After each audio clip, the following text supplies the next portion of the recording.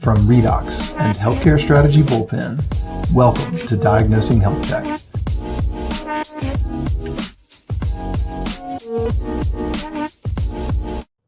Good morning. I am Jeff Englander. I am the founder and principal of Healthcare Strategy Bullpen.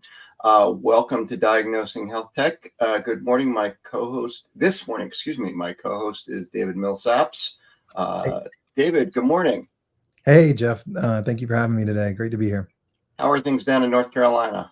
Oh, it's a beautiful day. It's been a beautiful week, and so excited to talk to Scott today. And so, as David referenced, today's guest is Scott Giordano. Scott is principal from Giordano AI Law. Scott is the former VP of Corporate Privacy and General Counsel at Spirion. For those of you who don't know Spirion, it's a software tool that helps prevent identity theft by locating and personally identifiable information and protected data like licenses, social security numbers, things that we all used to give out when we were trying to identify ourselves, but no longer do that. Scott has more than 25 years of legal technology and risk management experience. Scott is a fellow of the International Association of Privacy Professionals. Scott is a CISSP, or Certified Information Security Systems Professional. He is also a certified cloud security professional. And very interestingly, Scott was taught one of the first law school courses on electronic evidence and e-discovery. So Scott, welcome. Thank you. Thank you for having me on. So Scott, tell us a little bit more about, some of the things you run into. The purpose of today's call, this is kind of the second call we've done on the recent healthcare hack. The first one was talking about what happened and some of its ramifications into the flow of funds through the revenue cycle management part of organizations. Now we wanted to talk about kind of protecting yourself and making sure you're not the next victim. So tell us a little bit about some of the work you've done and some of the ways you would start to look at this type of hack. Sure.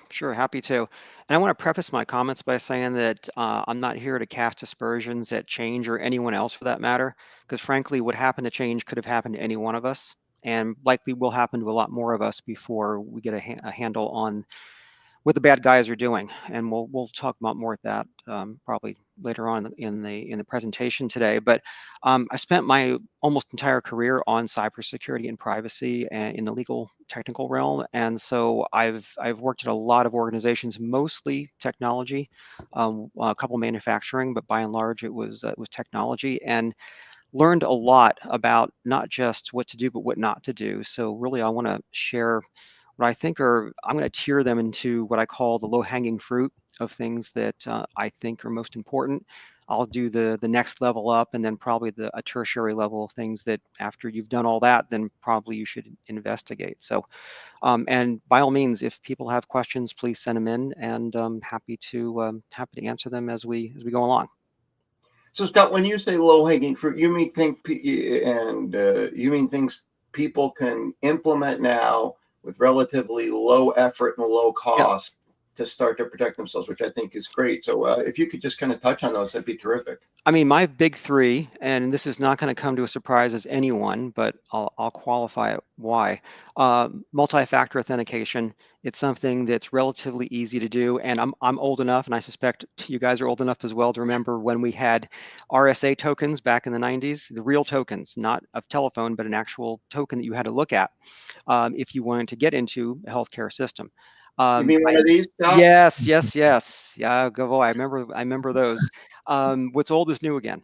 And so using true MFA, I think, is absolutely low-hanging fruit. I know it's expensive. I'm not denying that.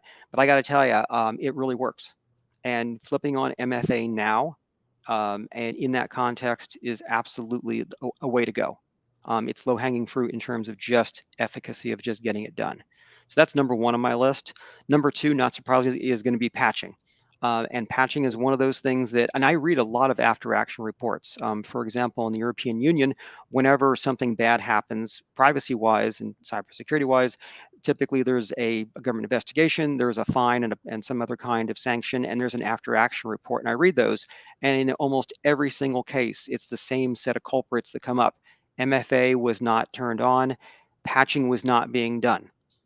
Okay, so those two come up all the time. And so I'm going to say, yeah, your patching regime. I know that there is some downsides to immediately patching, because if the patch isn't terribly robust or there's problems with it, then you've just ingested all those problems. But given how just the prevalence of just things that are bad that need to be patched, I think that's going Hmm. to override things. So that's my number two, is patching. And number three, in terms of easiness, if you want to call it that, or low hanging fruit, is vulnerability scans. And this is something that we did very consistently in my old company, and in fact in all my old companies. Vulnerability scanning was a big part of it, because at the time we all had individual just tools resident in our own system that we would use to scan for vulnerabilities. And I believe we had some kind of subscription service where we would just keep up on what's the latest and greatest on vulnerabilities. It would tier them in terms of things you've got to fix now, things that you should fix within the quarter, and things that are just informational. So having those reports and having those scans run routinely was huge, because it gave us the confidence to know, okay, at least in that perspective, we're in good shape. We're not leaving the door open to bad guys that are very easily closed. So those are my top three things that are low hanging fruit. Again, they're not new to anyone on your call here, but I think you're going to find that they're underappreciated. So, Scott, one quick follow up, and then I'll let David ask his questions. In terms of vulnerability scans, when you did do the vulnerability scans, were there particular ports or particular areas that would tend to come up in those scans?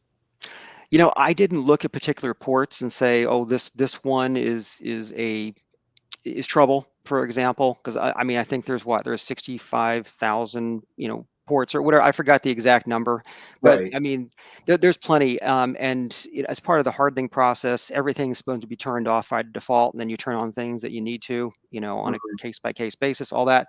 So the short answer is I don't know of any ports that are problem ports. I'm sure they exist. I didn't get into that level of detail. Typically, from a lawyer's perspective, my whole priority was, if there's something that needed to be fixed, why didn't it get fixed? What happened? Yeah, Really managing that process. I'm not going to micromanage the IT security team. Presumably, they know what they're doing. that's great. Very, very, very helpful, and as we said, very kind of easy to implement. David, did you have a question for Scott?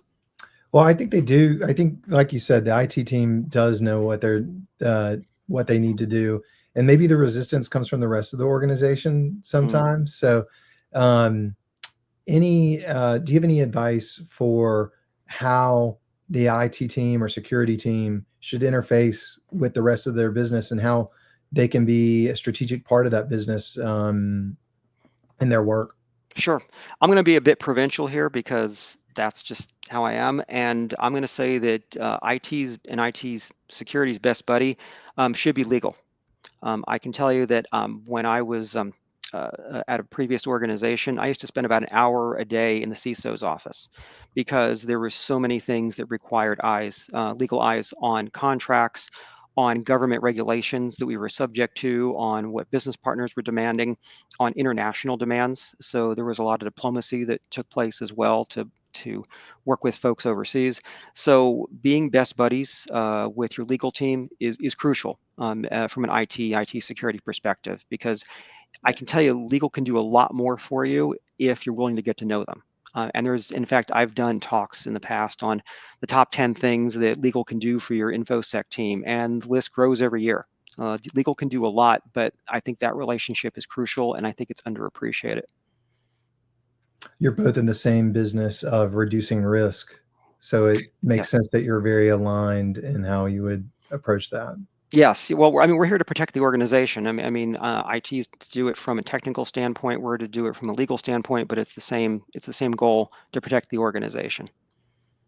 How do you foster that? How did you make that work in a real life practical fashion? Was it just as you said, kind of, going in there, kind of daily, helping them out, getting to know them on a personal basis? What kinds of things could you do to facilitate the better relationships between, IT, legal, and, the CISO's office? Best thing to do is to have the respective leaderships of both offices just get together. I was fortunate that in one case, one of the people that interviewed me for my legal job was the IT security director. So got to know him immediately, and Mhm. he relied on me. In fact, I remember that probably my first week at the job, he walked into my office and said, "We need a set of policies that need to be done now, and legal needs to do it because no one will listen to us if it comes from IT." And I said, "Great, let's do it. Let's take it on." I had never gone into that level of depth, but we literally worked together. He put together a policy 100, which was how to write a policy, and then I took it from there, and we just spent a lot of time together on what success looked like. I think as an attorney, really one of the biggest questions I always ask a client, internally or externally, is what does success look like? And I think ultimately working backwards from that is how we got all those policies written, because you can do what I call policy theater, where you just do all kinds of policies for its own sake. But if you really want to affect change, then doing them to work towards a goal in mind, and to say, okay, what's that successful outcome going to look like, and then work backwards from there. That's what we did, and it was extraordinarily successful for the organization.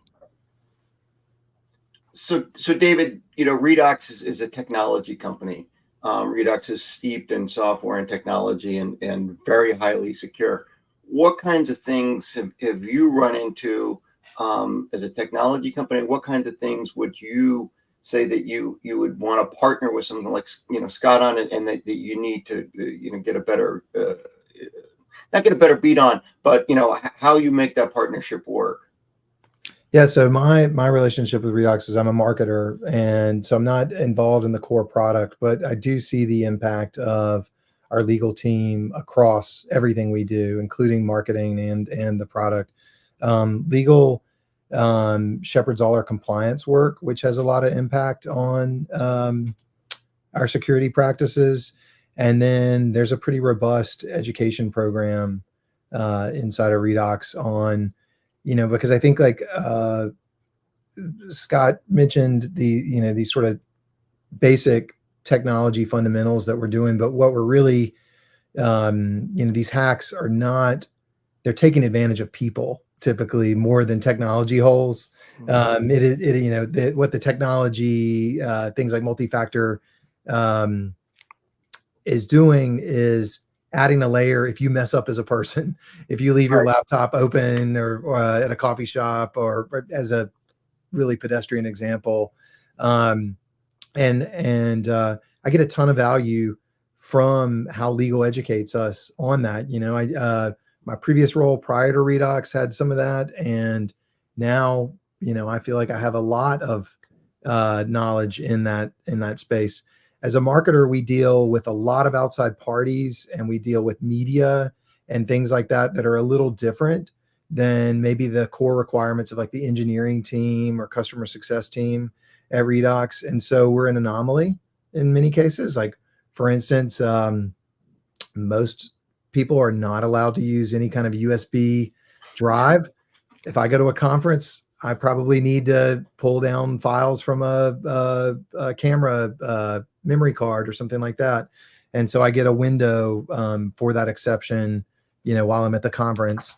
But generally, I think the people side is just as interesting as the technical side in the security space. And I do have like I have my own security responsibilities in marketing too for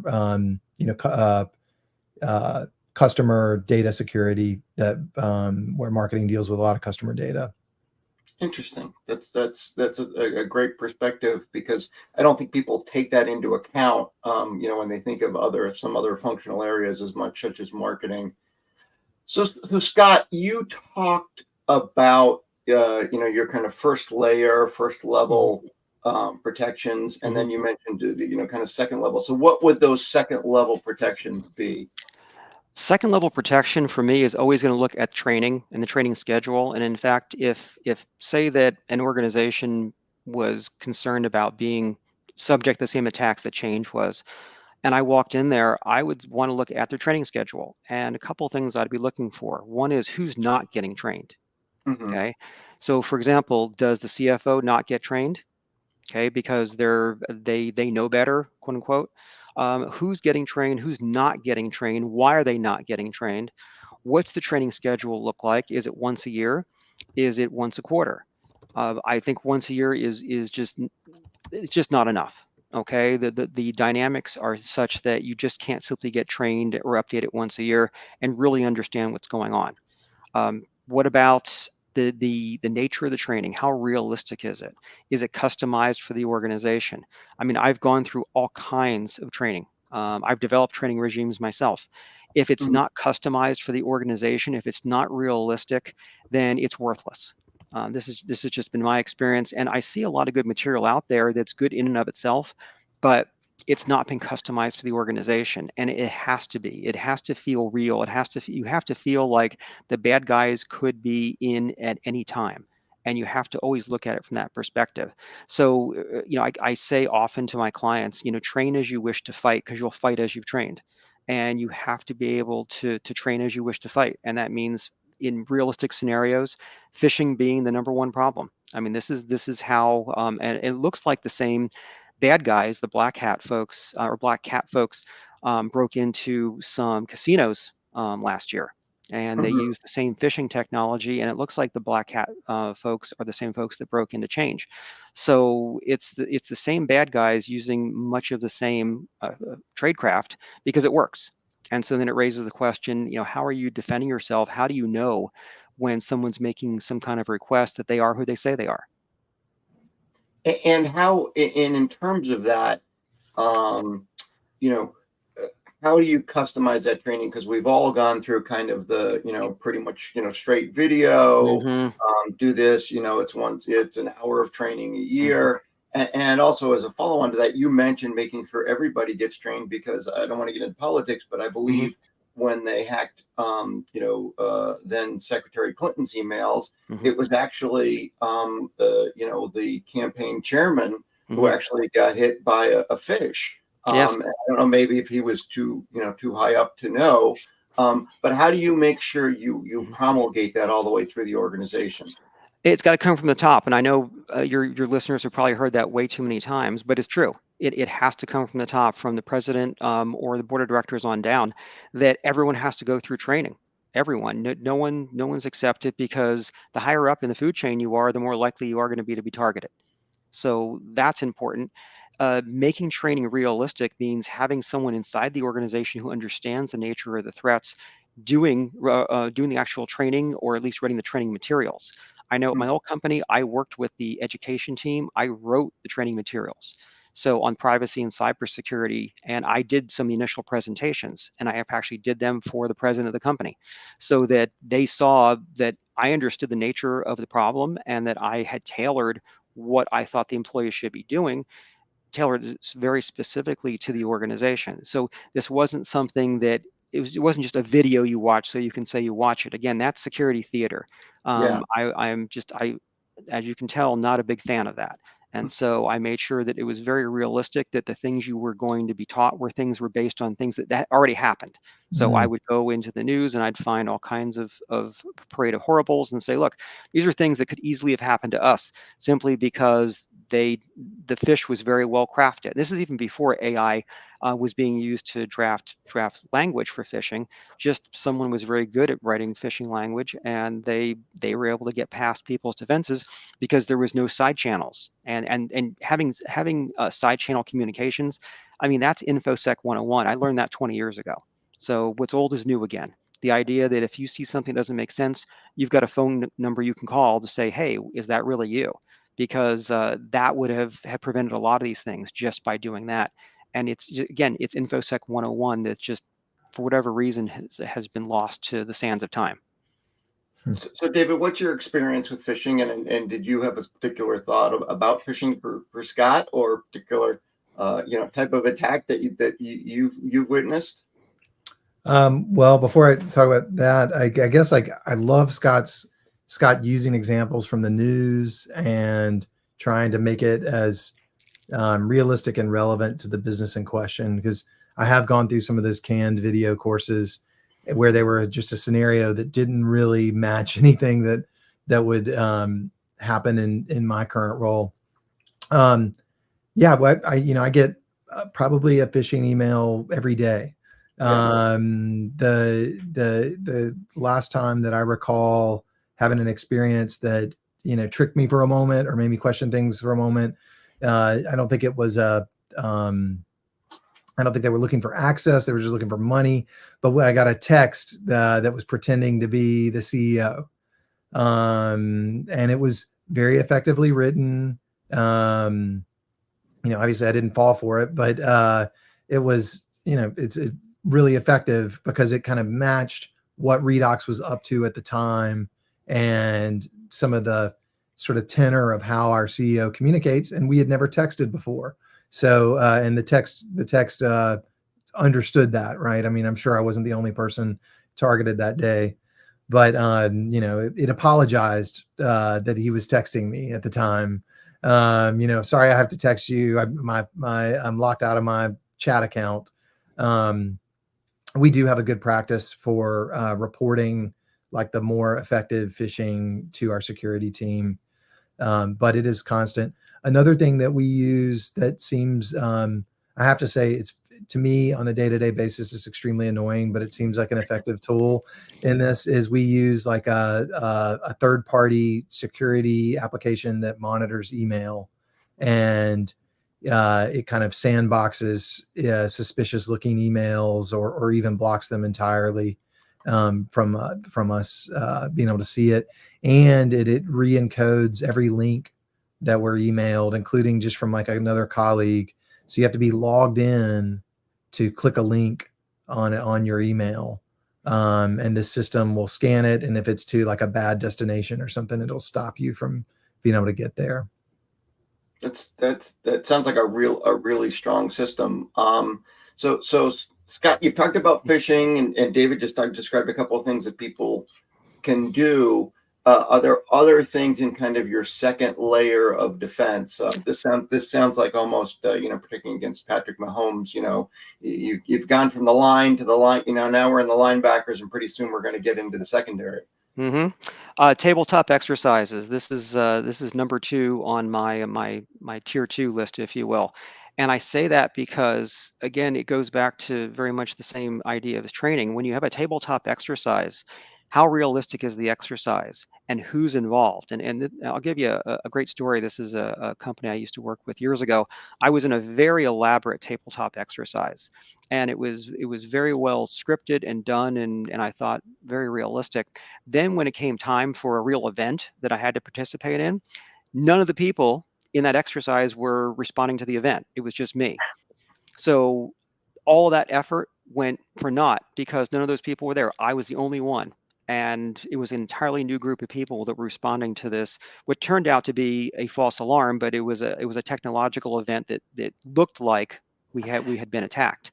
So all that effort was for naught, and it really led me to believe that if you're going to do a tabletop exercise, it has to be with the people who are actually going to be doing the responding, not just the people who happen to be available that day. And that again is a problem. Is you have to look and see how realistic is that training, and is there an after action report? Did you act on it? Did you make changes? There's always going to be changes you need to make after a tabletop exercise. And if there's not, either you're so awesome that the bad guys are just going to go somewhere else, which would be great. Most likely, you're not taking it seriously. And that's terrible, because a tabletop exercise is a great way to expose just how bad things are and the things you need to do. And they're hard to do. They're time consuming. They're tedious.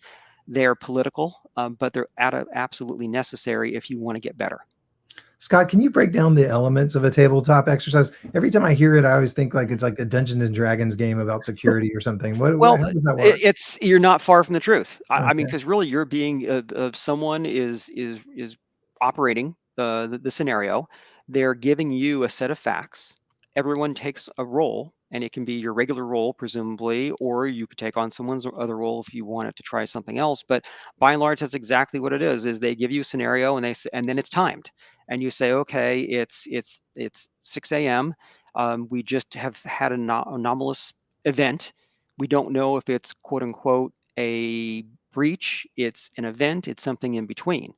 And so we're going to go get together, review the facts, and determine whether we're actually going to say, hey, we have an incident. Because remember, once you declare an incident, that has legal implications. If you Yeah. declare something's a breach, that has legal implications. So everyone has to be on the same page. And what you're going to find out very quickly is that everyone has their own definition of what's an event, what's an incident, what's a breach. Okay, and that gets you off the path immediately, because now there's no consensus. And if there's no consensus, then everyone is just yelling at one another. So, and essentially that's timed. And then what happens is that the moderator will then stop and say, okay, the news media has just called you and they've asked you for, they've heard rumors on Reddit or something that something has gone wrong. What do you have to say? And then, of course, then you have to determine who's going to talk and what you're going to say. And then if you take too long, then they're going to go to someone else and talk to someone else. And so things just continue to go south throughout the entire event. And by the end of it, you realize that you guys have no idea what you're doing and you need to go and start from scratch again, because that was a disaster. That's typically how TTXs go. Yeah. Wow. Go ahead, David. No, I just sorry. Oh no. So Scott, you mentioned the distinction between a breach and an incident. Any rules of thumb that you have used, and then you talked about declaring it an incident and what the implications are of that. Can you just walk people through what happens once you do that in terms of legal ramifications? Sure. I mean, typically an incident means that the confidentiality, integrity, or availability of your either information on the IT system or the system itself has been compromised in some material way. And we can talk about what material is in a minute, but it's considered material. It's important. It's something that your stockholders would want to know. It's something that your customers would probably want to know. Those kind of criteria for determining something's a material damage to the integrity of any of those three. You can argue resilience now is part of that as well. But by and large, if that is, if any of those components have their integrity compromised, you have an incident. And that could be just about anything. It could be an internal failure that shuts down the ability of the outside world to access your system. Okay, that's a compromise of the access. That's an incident. Now, if information gets out of your system, either because bad guys got in, or because you accidentally emailed information that should have never been available on an email server to begin with, it was emailed outside the organization and it went to all and sundry in the world, that's a breach, meaning that confidential information or protected information in one form or fashion has gotten outside of your firewall. And it's out. You can't get it back. You can't unring the bell. That's a breach. And that's how I make those distinctions. But the thing is that you can make an argument, for example, that there are gray areas. Is ransomware attack, is that a breach? Arguably it is, because people from the outside have gotten into the inside. And if they've gotten into the inside, presumably they could have exfiltrated information anyway, even if they've simply done a ransomware attack. And DHHS considers a ransomware attack a breach. But you have to have that consensus inside. Otherwise, again, you're going to find yourselves yelling at one another about with the definition of what is the incident? Is it truly a breach? Because and I've gotten into my own arguments with folks at these things, or even at discussions with auditors about what's a breach.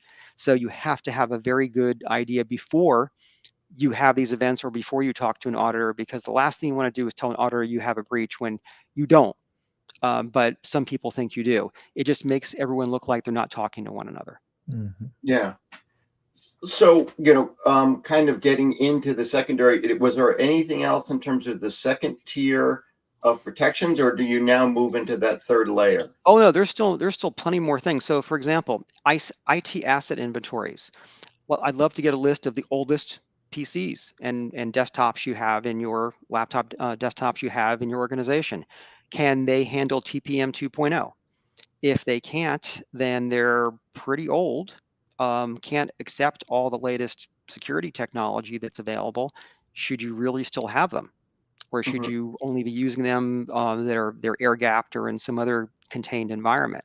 So that's easy. Just get a list of your IT asset inventory and just ask the IT director, what's TPM 2.0 able? If not, I mean, that's a good indicator to me that if 2/3 of that is not TPM 2.0, you've got a problem. Okay, Right. so that's a great indicator. Software licenses. Do you have 400 users and 200 licenses? If you do, then someone's not minding the store. And I'm not talking about it from a copyright standpoint, that's a different animal, but just how could you have that many people and have so few licenses? There's a mismatch here. What happened? So little indicia like that tell me that there's probably a larger issue. Now, when you're talking about the licenses, are you talking about the idea of sharing usernames and passwords, not from a copyright standpoint, but from the fact that people, multiple people logging on to a seed or something is creating a security vulnerability? Well, it's not just that, it's just the ability to manage software. I mean, just manage, if you can't manage software licenses, you probably can't manage a lot of other things as Okay. well. So it's almost like going to a restaurant and seeing if they keep the bathrooms really clean, then they probably pay attention to details everywhere else. So it's the same idea, and I think it's true. That's another thing. Who can badge into the server room? Okay, how easy it is to badge into the server room? Can only one person do it? Do you need two people to badge in, or two people to make sure one person can get in? So two-person integrity. That's important. So I mean, and then what does the server room look like? Is everything ship shape? Are there wires going everywhere? Or cables going over? The idea is there discipline within the server room itself? Has someone poured over that and made sure that everything is where it should be? Those kind of indicia tell me that someone's minding the store, that someone's been very meticulous about maintaining things, and that's indicia that other things are probably being done well Mm. in the same fashion. So you've got that. How easy it is for someone if they want to log into their Gmail and just copy and paste stuff from what's on their corporate side of things onto their Gmail. How easy is that to do? Because that has happened in the past, not surprisingly. If that's easy to do, you've got a problem, because how easy it would be to copy patient information, for example, and just dump it to your Gmail account or Right. some other web-based. So look at your forms, any kind of forms that you have that you use throughout the organization. Do they have control markings at the top and bottom that say this is class 2, or this is confidential, or this something that says, hey, only certain people should be looking at this, or only people should be using this. This should only be stored in certain places. A good chunk of my practice at my old company was data classification. And in fact, I've been Mhm. doing data classification for a while. And that's important. Is there any data classification practice in the organization? Do you know if a given piece of paper is restricted, if it's public, if it's somewhere in between?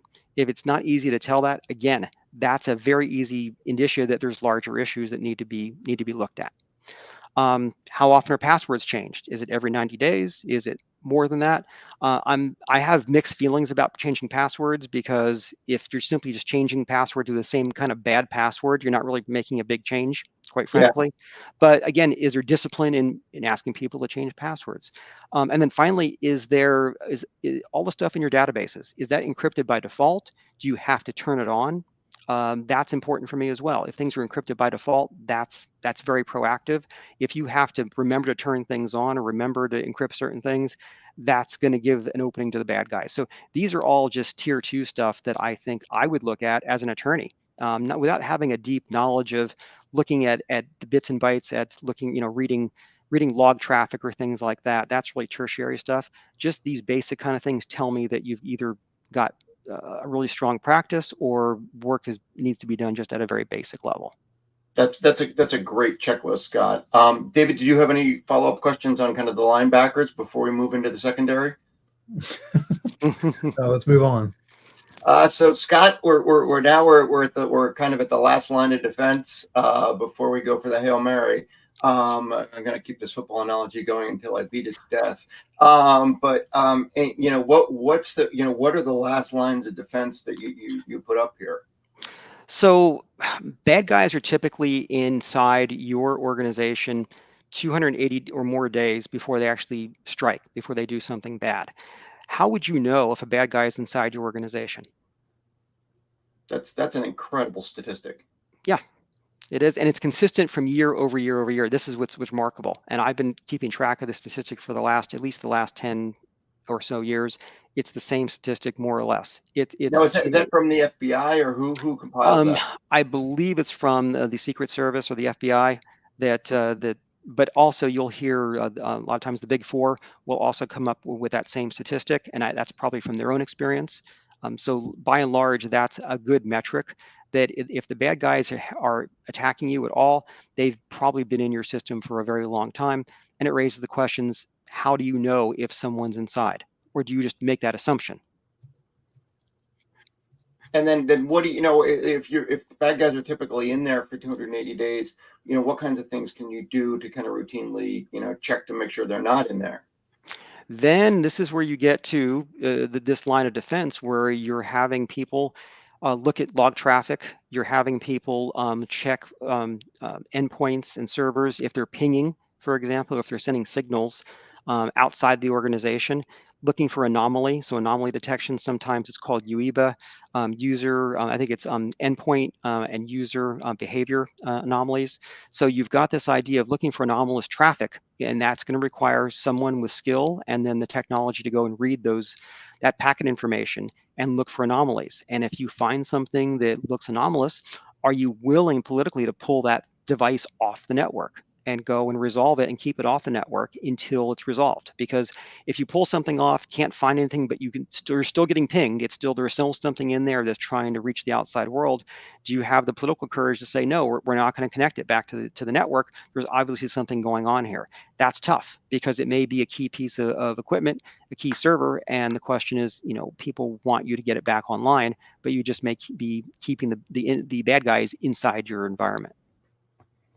And say that is a key piece of, what without getting too deep in the details, what do you do to kind of, to check that, make sure it's, it's not something that's fallen off network that, should be hooked up? How do you go through that on a practical level? Then you're going to need skilled staff members that may need to absolutely completely restart, reboot, re-image, whatever it is. They need to burn it to the ground and restart it completely, rebuild it, whatever it is. And that can be time consuming, it can be painful, which then raises the question, do you have a hot spare ready to go? Do you have redundancy?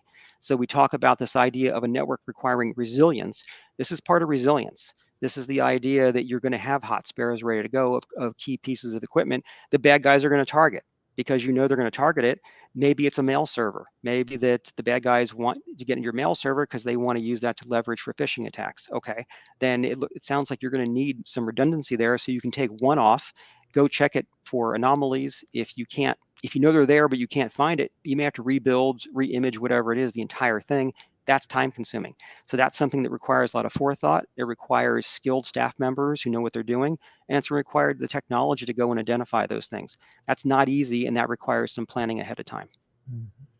Yeah, Scott, I know you've given a lot of people a lot to digest here, and I know for one that I'm going to go back and listen to this again and kind of make a checklist. And so, while people are thinking about this, if they do have questions, please do send them in. But what, now that you've got, I think Monday it was that the Biden administration warned that critical pieces of infrastructure, and you talked about healthcare, but they were talking about water and I think electricity resources were potentially vulnerable. Now that you've got state-sponsored terrorism, and I think in this case they were talking about Iraq and China, but you've got Russia and others, and these are much more well-financed, much higher powered than you used to have in your typical hackers.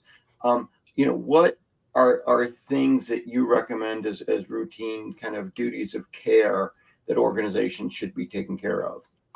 I think organizations really have to talk the hard talk about going over to a zero trust environment, a true zero trust environment, where everything that comes in is questioned. Nothing is trusted. Everything has to be authenticated. That's something that we've been talking about for at least the last 10 years. And in fact, in California, the privacy police, the CPPA, part of their audit standards now is to what degree have you employed zero trust architecture.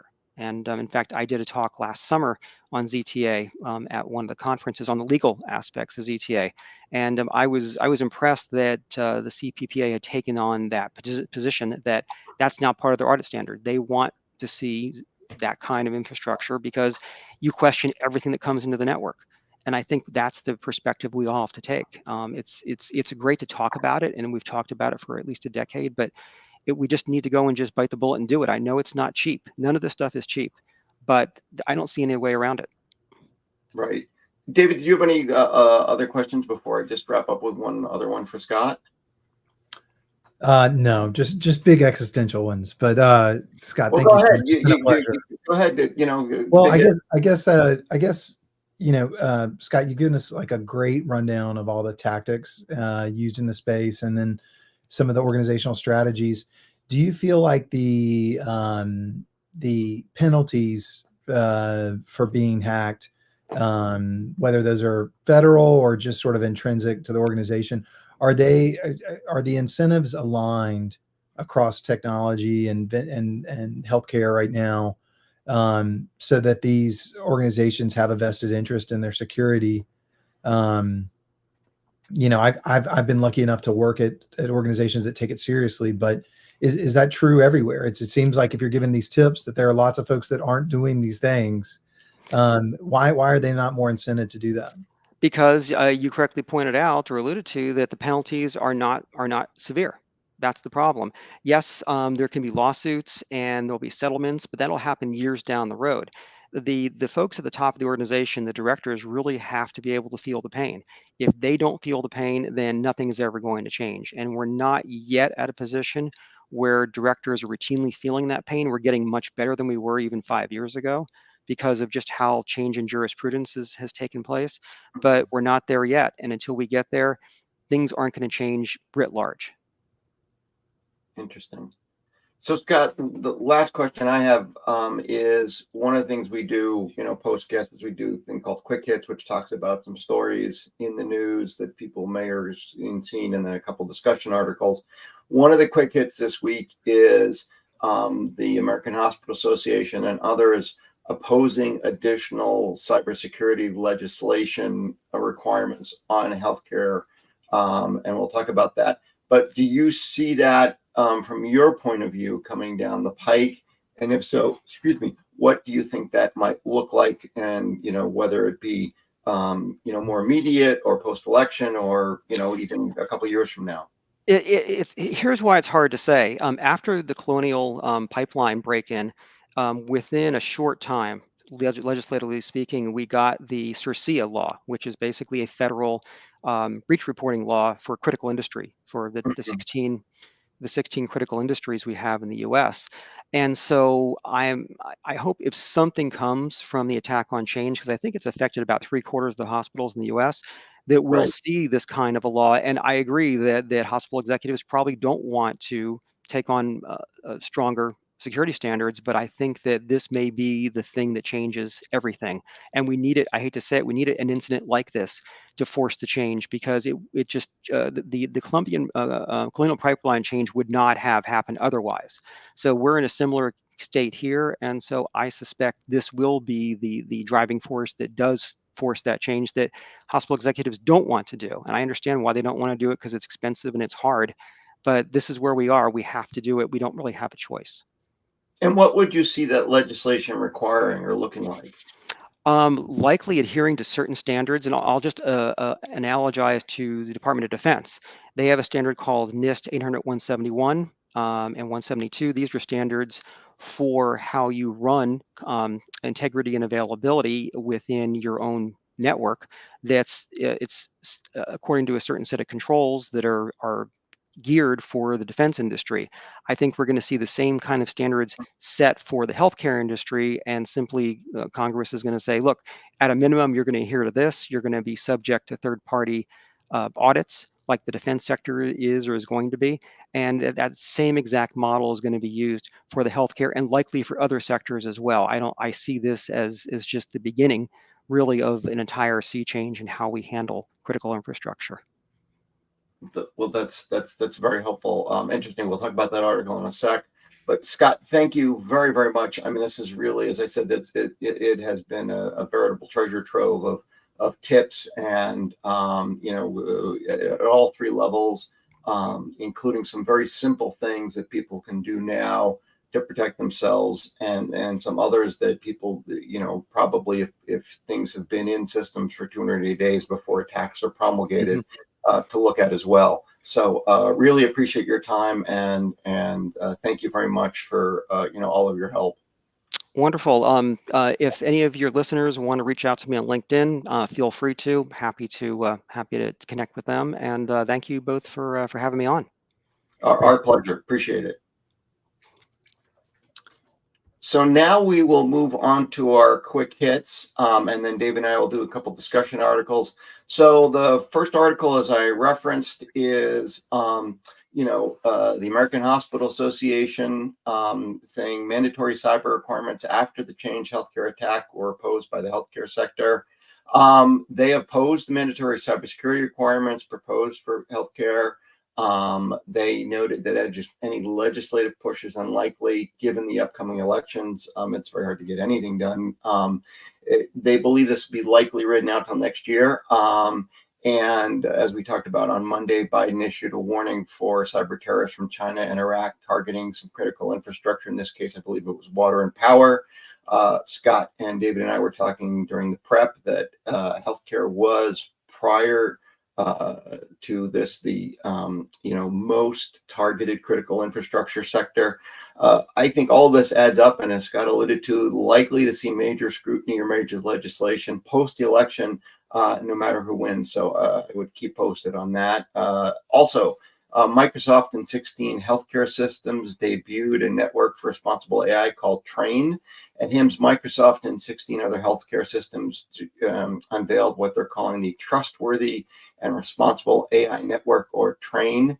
It is a network that aims to operationalize responsible AI principles to improve the quality, safety, and trustworthiness of AI in healthcare.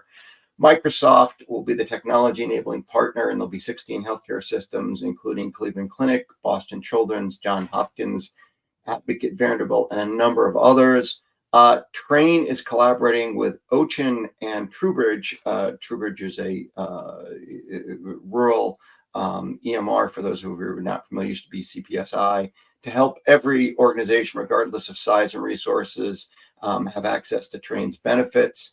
Ochin, which was founded in 2000 as the Oregon Community Health Information Network, its goal is to establish access to care for systematically underserved in communities nationwide. I think one thing this is interesting is this is evidence of kind of a struggle, in my opinion, between Microsoft, Google, and AWS. Google has partnered with Mayo Clinic in some of their AI efforts to establish a standard. And I think a number of different groups are partnering to create standards for AI in healthcare. What's super interesting about this one is really focusing in on ensuring that organizations of any size, in particular small, rural, and underserved hospitals, have the ability to run AI on their systems.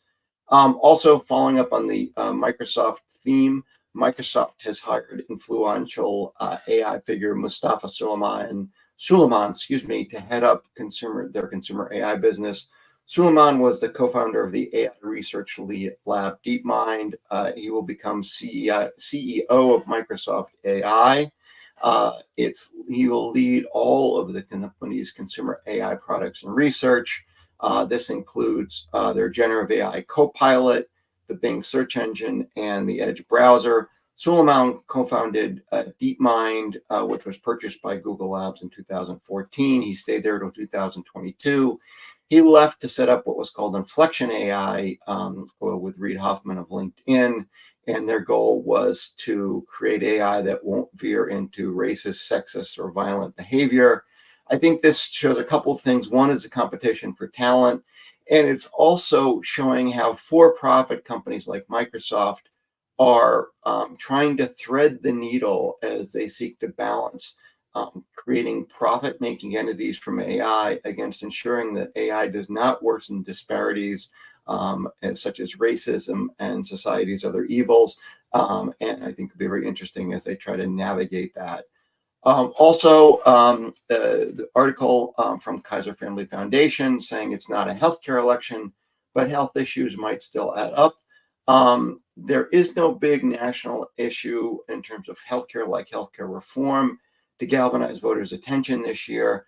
However, abortion will obviously be the big issue in the election, and health issues could be enough to swing several battleground states impact the election. As you'll recall, as I think everybody knows, only 6 states and about 300,000 votes made the difference in 2020, with margins as low as about 10,000 votes in states like Arizona and infamously Georgia. A number of voters are likely to vote solely on one issue, such as abortion. However, the affordability of healthcare is also a big issue, as affordability and pocketbook issues are important. Affordability concerns are likely to keep pressure on healthcare reimbursement, drug prices, and PBMs. And I think they are going to enter into the legislative agenda post-election, particularly on drug prices and PBMs. And the last but not least article was 5 Trends Shaping Medicare Advantage. This article from Becker's was talking about how MA plans may have 5 factors, including they may offer fewer supplemental benefits as their costs increase and legislators look to the value of benefits and cost in MA. They're also going to talk about new care models are needed to address higher, sicker patients as the population ages, such as the remote patient monitoring, which we've talked about in our recent report, which we did with Redox. Also plans to adjust the so-called star ratings, moving the star ratings from a shift on patient experience to a greater shift on focus to quality. And you're also likely to see constraints on insurance broker sales tactics for MA plans. What I think this all adds up to is MA plans and profits will continue to face increasing regulation and scrutiny, and they're likely to be less profitable, probably at least in 24. You see higher risk coding, particular, HCC coding in MA, and also additional HCC coding in pharma, and other changes which are liable to pressure margins going forward. And with that, I'll turn it over to David to introduce the articles for discussion. David. Yeah, so first up, we're going to be talking about how women shoulder the majority of the responsibility for caregiving for ailing loved ones. This Commonwealth Fund report talks about how essentially caregiving is inequitable in families, and that daughters and wives end up and obviously mothers end up carrying the majority of the healthcare or caregiving responsibilities when a loved one is sick. And it talks about some of the things that European countries have done to help with that burden, and it also talks about some U.S. states that have novel programs around reimbursement and things like that, and the tension between a society where women are both expected to have professional careers and contribute to the financial health of a family, and these sort of I don't think it's unfair to call them traditional roles around caretaking that women have always carried. Yeah, Jeff, what did you think of this? I guess on first blush it was like, well, that's obvious, but I think the long term, the goal of the report is really that to say that there needs to be change here. And that we have to work towards equity in this space. Yeah, no, I think that's absolutely true, and I do think it's changing. I do know people like even yourself, David. I know, David, you contribute a lot around your home, helping take care of your daughters, helping your wife who works full time with the caregiving. I know you've helped with your mom. I do think one important thing is I think it's important for firms, hospitals, post-acute facilities to recognize this. Most women make the healthcare decisions in the home, and a lot of employers are coming to recognize this. I think the number is something like 63% of the time. The eldest daughter is the one who's responsible for caring for the parents. And so I think, making sure that your campaigns, in terms of your advertising campaigns, your products are tailored to the right people making the decisions is important. And I do think, as David, you referenced, the institutional changes you need for more types of support and reimbursement are absolutely necessary. Mm-hmm. Yeah, when we had our daughter, a relative said something to me like, "Oh, uh, that's great. You'll love having a daughter. She will take care of you when you're old." As opposed to having a son. And, it's very much a reflection of that in the traditional sense. And, yeah, my wife and I have a great, relationship where we try to share a lot of the burden. But I can tell you, it's merely an attempt on my side. I never, can fully, it's very hard, specifically with childcare, to actually contribute 50% or more as a male in our traditional marriage. But I certainly try, and her contributions are amazing. Very lucky to have that relationship. I have experienced also. We had a new baby, and I had a parent who was dying at the time, and the stress was immense. And I think that one thing the article didn't hit on, it's not just the caretaking, it is the care coordination that is Yeah. incredibly stressful and complicated. And I think that is a place that the burden could be significantly reduced. Medicare does have care coordinators and things like that they provide in some of these situations, but it is still an incredibly complex thing to navigate, even if you have experience. I saw a new product that is sold to employers. It's called Grace, Grayce, and it is specifically for helping employees navigate these types of challenges, care coordination. When you have a sick loved one, and all I could think when I was like kind of looking at the product was, gosh, I really could have used something like this. I'm not sure exactly how it would help me with everything, but any help with the administrative component would have been incredible. Yeah. No, it's a lot more than I think people realize who haven't done it at the beginning. Do you want me to hit on the NVIDIA article quickly, David? Yeah, let's talk about it. It's fun.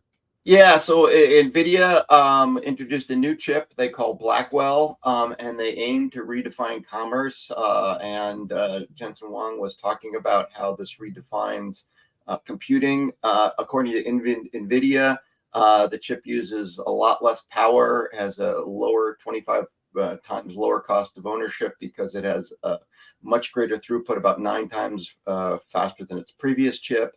It is a 30% 30x improvement in LLM inference and a 4x improvement in training.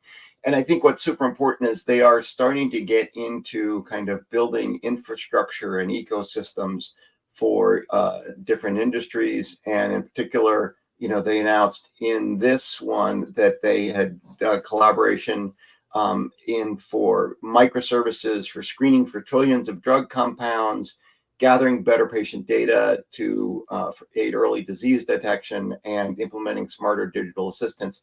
So I think, the takeaway here is just, you're starting to see more and more industry specific infrastructure being built, such as this, such as MedPalm, by Google, specifically for healthcare and AI, which I think will help improve the quality of the models and eventually improve the ability to go into more clinical types of care. I think that is a little bit of a ways away. But David, your thoughts? Yeah, I think the chip shortage. Essentially, there's a chip shortage across AI because the demand is so high, and decreasing or increasing efficiency of these of the hardware is going to mean that the cost comes down and people can productize these things. NVIDIA is the master of sort of building the tools for the makers. Mm-hmm. And that's where a lot of their success comes from.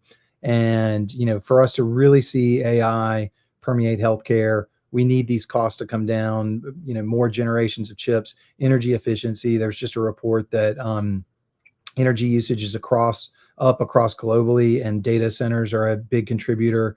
Right now, just playing around with Chat GPT, you're burning a lot of power to chat with that bot. And for us to see kind of broad productization of these tools in our specific industries, it's going to take a lot more energy efficiency and financial efficiency in the AI space. But it is cool to see this next generation. And I think the new reality seems to be that we are kind of seeing a different generation of AI every 6 months. So things are so different than they were a year ago. And, I've just seen there's been so many announcements already in 2024. What an incredible time. I can't wait to see how it's going to improve the patient experience in healthcare. Yeah, no, I went to a Google event in New York City, Google Health Tech Checkup, or they billed as the checkup. And it was just incredibly interesting to look at some of the demos and some of the things they're doing. With that, let me wrap it up. As I said, I'm Jeff Englander, I'm the founder and principal of the Healthcare Strategy Bullpen. We help providers and payers adapt and deploy healthcare tech to improve the lives of their patients. We help health tech innovators be more effective in developing and deploying their technology within the ecosystem. And we really focus on 4 areas. One is operationalizing data to maximize its analytical value, demonstrating the benefits of new applications enabled by digital health, applying digital health to high-cost and chronic conditions, and helping you gauge and manage the practical, cultural, and technological challenges with reducing disparities and implementing solutions in social determinants of health.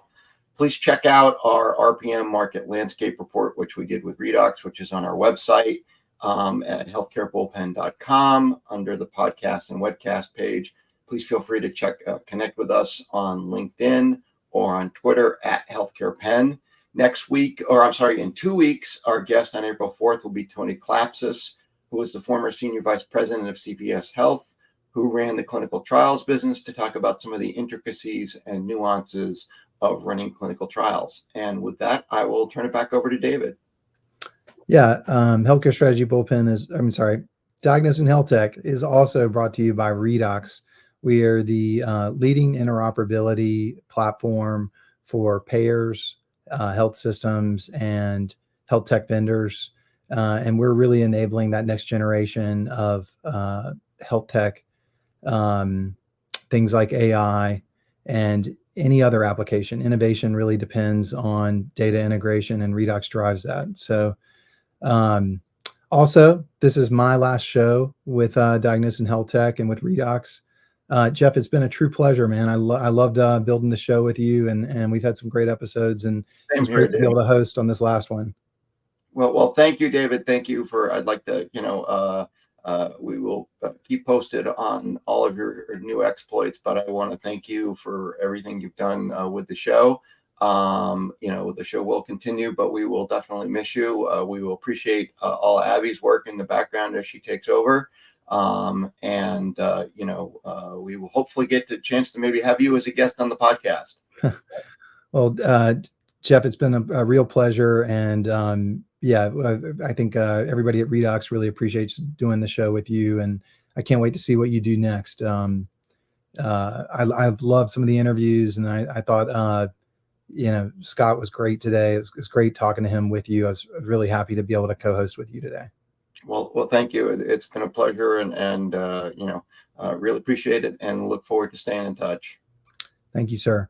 You can subscribe to Diagnosing Health Tech on whatever podcast platform you prefer. We're also on YouTube, and we broadcast live on LinkedIn. You can use the QR code to join an email list to get updates whenever we publish a new episode.